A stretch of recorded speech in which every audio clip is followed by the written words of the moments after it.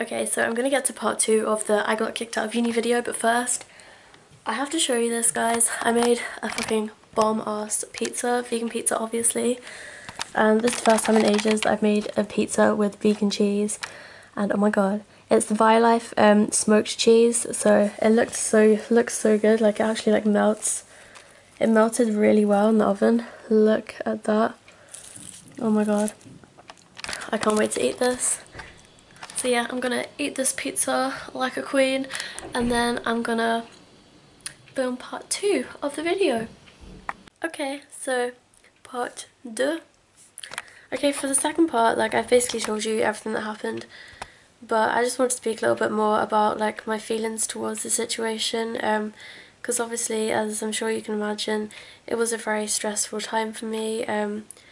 I knew about the process in February, or at the end of February I think, like, and what was it, February? Yeah, I think so. And the stress was going on for just months, and I put my Twitter account on private after like speaking to my lecturer, but I did continue to share studies about plant-based diets because I didn't actually think that that was the real issue. Like, I wasn't actually sure what the issue was, but I know that because like it's my Twitter account, I have freedom of speech. I'm doing nothing wrong, and I still stand by everything I said on my Twitter account because I'm just telling the truth. I'm just saying it how it is. I know that vegan diets are the healthiest diets, and surely if we're studying dietetics, and as a future dietitian, then I was in my right mind to debate and, you know, voice my opinions and concerns if I think that the standard British diet that is being promoted by dietitians is unhealthy, which is. If I don't agree with that, then I'm not just gonna sit there and abide by the rules just so I can have a piece of paper with a certificate saying, you have a degree in dietetics, you can now practice as a dietitian. Like, I don't really care about that. What use is a piece of paper saying that I've followed a bunch of stupid rules whenever it's bullshit? And a degree is basically just saying that you attended lessons for a few years, you did the exam correctly, you wrote exactly what they wanted you to write, you reiterated their information back to them. It doesn't mean that their information's right. I could run a course and say, I could run a course on anything and make up complete bullshit and say, okay, to pass this course, it doesn't matter what the truth is, but to pass this course you have to reiterate back to me what I've said, even if it's wrong. So, I don't know, my view on the world is just a bit more, my eyes are a bit open, more open than other people's, I think, sometimes, which is why whenever I say things they don't always make sense to other people, but I hope you guys know what I'm saying. I'm sure you do, because if you're vegan, then you're woke. So, yeah. But obviously it was a very stressful time for me, and initially whenever I was told that I could not continue studying dietetics, the first couple of days, well, the first day actually, I was just kind of like, I didn't know what to think. I was like numb, like my brain was kind of numb. I was like, what the fuck's just happened? I've been kicked out of uni initially. What the hell? Like, am I a rebel? What the fuck? Like, it was all a bit, I don't know what the fuck's going on. I was like ringing my mum and like ringing my sister, being like, what the fuck's just happened? Like, I don't know what to do. Is this real life? Is this a dream? Like, can they actually do this to me? I don't know. I was gonna, I don't know. Apparently I could, like, this is a bit fucked up.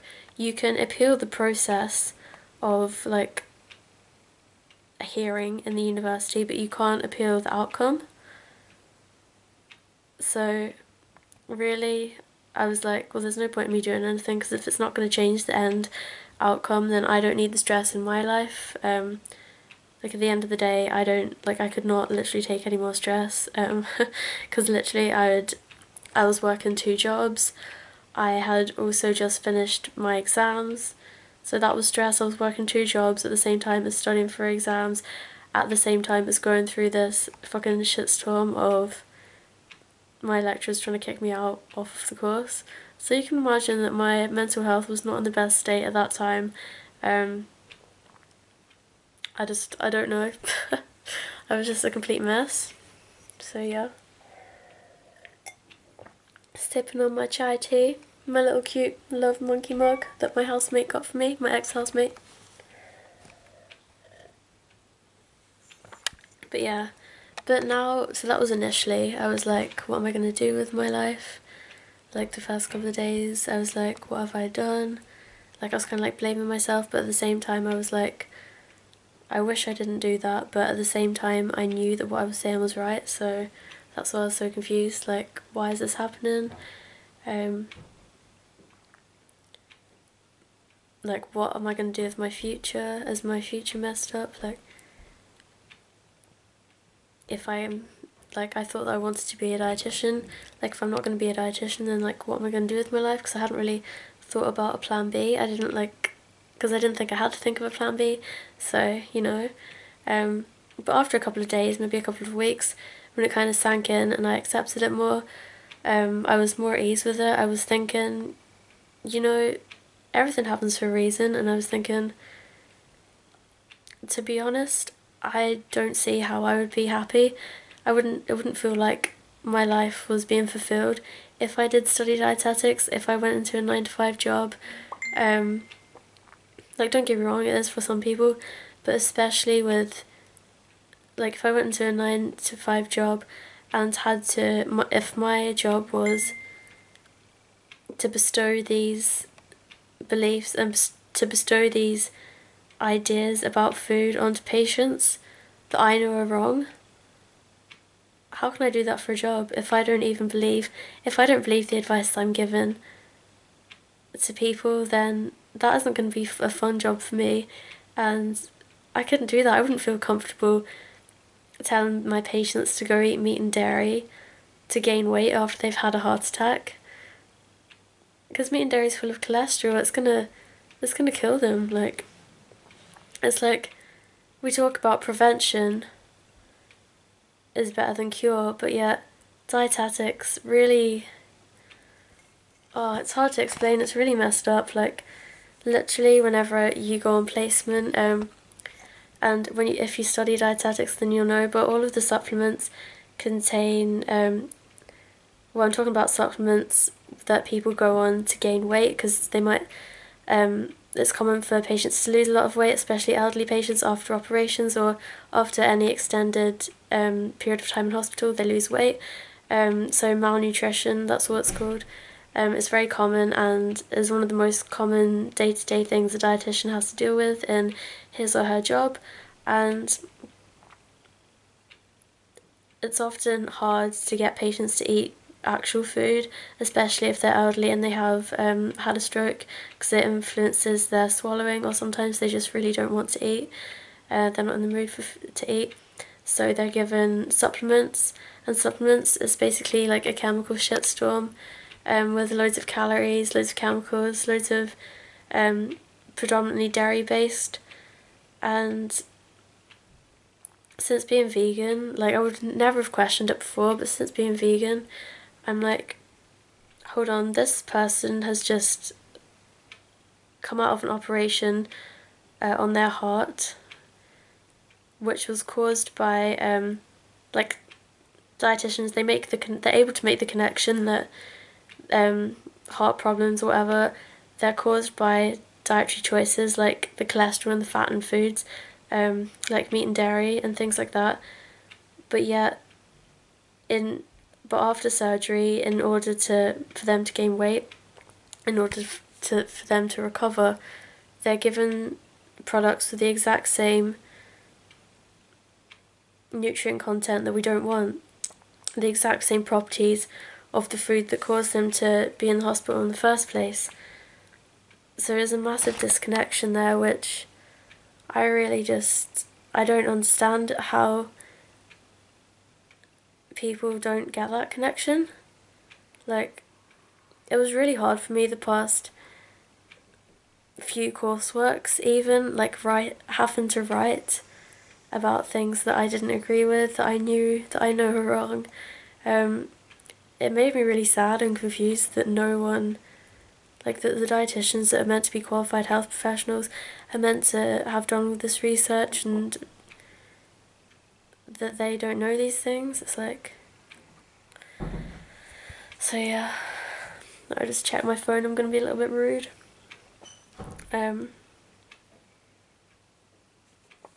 But yeah, I just think that if I did become a dietitian, I would feel incredibly uncomfortable prescribing meat and dairy to my patients when I know it's not going to make them better. Like, no, it's like me saying to you, oh, it's like someone said to me, okay, this patient's really ill, this lovely woman, but that this is a poisonous juice, but it makes us loads of money, and basically you're just gonna give this to her and tell her it's gonna make her better. So yeah, and then me being like, shall I give it to her? Shall I not give it to her? It'll be fine for a while, but in the long run, it's gonna kill her. So basically, so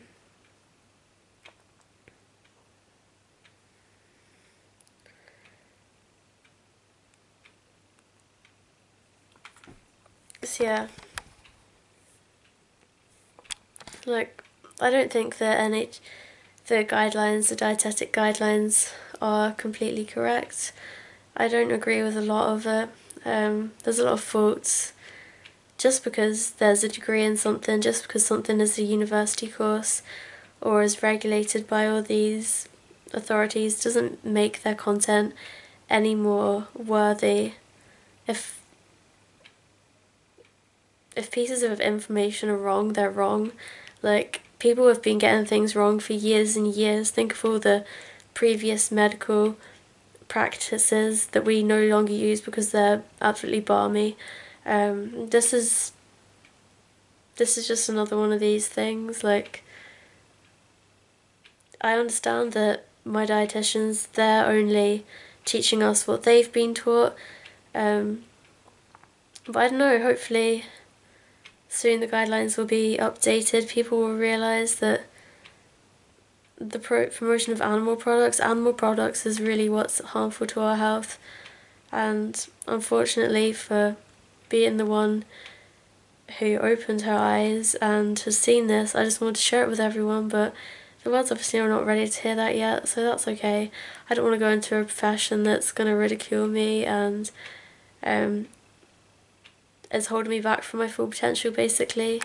So thank you, Coventry University, for nothing, basically. I wasted 2 years. If you are vegan and you're going to study dietetics, firstly, I would say don't go to Coventry University, because I have had a fucking horrible experience there, especially with the dietetics lecturers. They're just not very accommodating. It's either their way or the highway, it seems. Very rude, very inconsiderate of other people, and yeah, I'd been trying to contact them for ages as well about getting my exam results back, and it took me like 4 months, literally the whole summer plus a couple of months, for them to return my results, so I'm not happy. So I would definitely not recommend, I do not go to Coventry University, or especially not for dietetics anyway. I don't know about the other courses because I wasn't on them, but if you are going to study dietetics and you're vegan, then I would just be really careful about what you say and who you say it to, because there are people out there who don't want to hear what you're saying, unfortunately.